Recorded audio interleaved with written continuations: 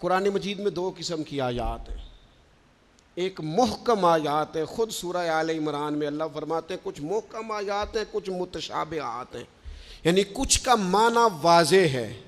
قل هو اللہ احد، کہو کہ اللہ، اس کا معنی واضح ہے نا، یہ محکم ہے۔ کچھ متشابہات ہے، جیسے ید اللہ، اللہ کے ہاتھ، یہ اللہ کے تو ہاتھ ہی نہیں، یہ متشابہ ہے۔ اللہ فرماتے ہیں کچھ آیتیں محکم ہیں، کچھ متشابہ، وہ جن کے دلوں میں کجی ہے نا، جن کے دل ٹیڑے ہیں، وہ متشابہ کے پیچھے پڑتے ہیں، متشابہ کے۔ یہ جو آپ کو ملنگ ملیں گے نا، ملنگ، وہ آپ سے پوچھیں گے اے اصلی نماز کیڑی ہوندی ہے؟ سبحان اللہ، انہوں نے آکھو وہی جڑی 5 ویلے پڑھی دی ہے، وہ پتہ نہیں انہوں اصلی کیڑی لئی پھر دینے۔ یہ متشابہ باتوں کے پیچھے۔ اچھا، نبی پاک علیہ السلام معراج پہ گئے، سرکار نے واپس آ کے فرمایا چغلی کرنے والے کو یہ سزا ملے گی، معاذ اللہ زنا کرنے والے کو یہ سزا ملے گی، جو خطیب لوگوں کو تقریر سنائے خود عمل نہ کرے اسے یہ سزا ملے گی۔ ان باتوں پر وہ توجہ نہیں کرتے کہ سرکار نے یہ بیان کیا۔ فرمایا میں دیکھ کے آیا ہوں سود کھانے والے کو یہ سزا ملے، اس پر توجہ نہیں۔ وہ پوچھتے کیا ہیں؟ کہتے ہیں یہ بتائیں براق جس پہ حضور بیٹھ کے گئے تھے اس کا رنگ کیسا تھا؟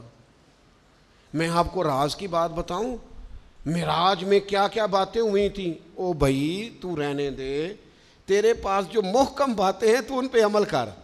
شریعت میں کچھ چیزیں واضح، مثلا ایک مسئلہ ہے، مسئلہ تقدیر۔ تقدیر پر ایمان لانا ضروری ہے، پر اس کی تشریحات میں نہیں جانا چاہیے۔ یہ تقدیر کا یہ مسئلہ کیسے ہے، یہ مسئلہ کیسے ہے، اس میں جانے سے نبی پاک نے منع کیا، لیکن لوگوں کو عادت ہوتی ہے وہ باتیں چھیڑنے کی جن کو چھیڑنے سے شریعت نے روکا ہے، وہ چھیڑتے ہیں۔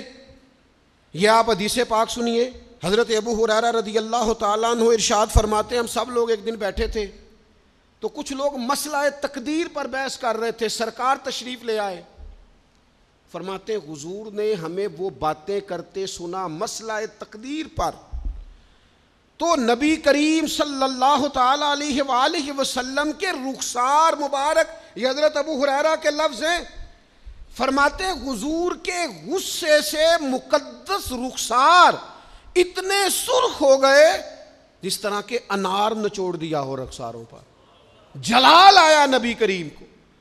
اور رسول اللہ صلی اللہ تعالی علیہ وآلہ وسلم نے ارشاد فرمایا تم سے پہلے لوگ اس لیے ہلاک کر دیے گئے کہ وہ ایسی باتوں پر بحث کرتے تھے جن پر بحث کرنے سے اللہ نے منع فرمایا ہے۔ اور حضور فرمانے لگے کیا میں اس لیے مبعوث ہوا تھا؟